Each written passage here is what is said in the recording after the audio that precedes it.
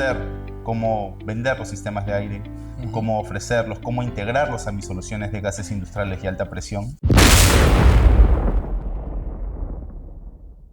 Hola a todos, bienvenidos a otro episodio de Academy Talks. En esta oportunidad tenemos como invitado a Percy Lead de la unidad de negocio Air Gas and Application y nos viene a poder explicar un poco cómo funciona su unidad de negocio y presentarse también. Gracias, Juan Carlos.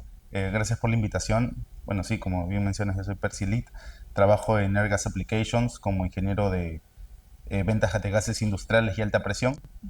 Y bueno, sí, encantado. Ok, Percy, cuéntanos un poco a qué se dedica tu unidad de negocio y cuál es tu función en esta unidad de negocio.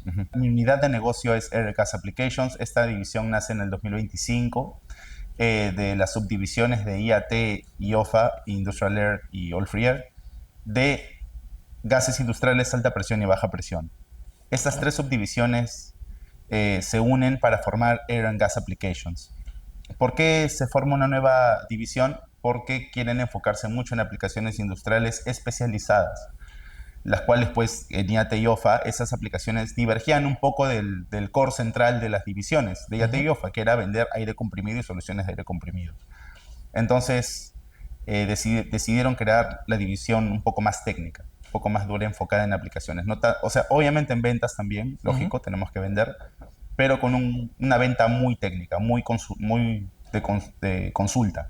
Ok, y tú eres el experto que puede dar soporte a todas las consultas que pueden venir los clientes para los diferentes procesos que nos indicas. ¿Qué tipo de procesos son los que están incluidos esta unidad de negocio? ¿Pueden soportar esta unidad de negocio? Claro, tipos de procesos en los que entren gases industriales, baja presión, sopladores y alta presión, ¿no? Por ejemplo, Oil and Gas utiliza mucho nitrógeno para el blanketing de sus tanques.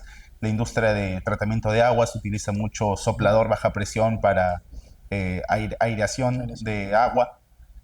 También la alta presión, por ejemplo, el arranque de motores marinos utiliza compresores de alta presión para arrancar.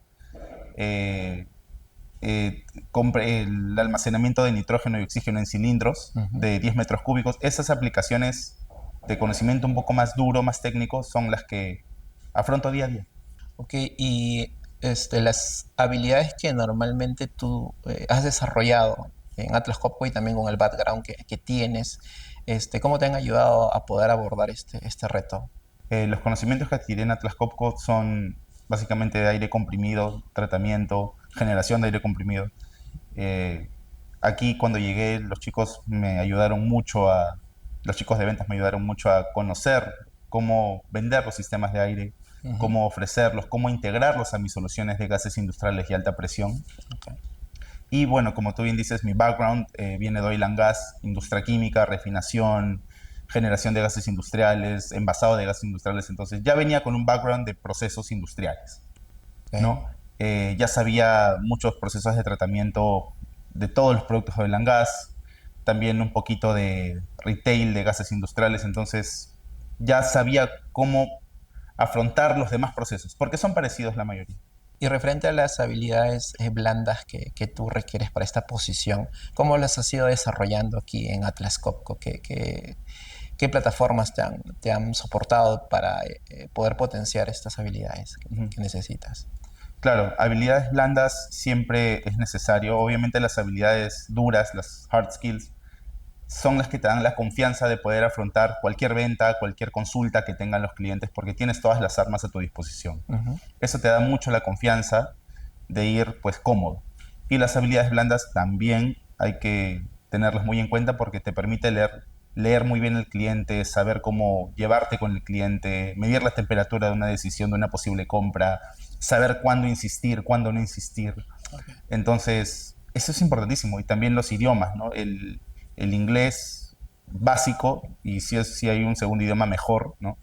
Es lo que te permite la neuroplasticidad, ¿no? El dinamismo cerebral para tomar mejores decisiones, porque aprender un nuevo idioma siempre te hace tomar mejores decisiones porque mejora tu capacidad de razonamiento, tu capacidad lógica.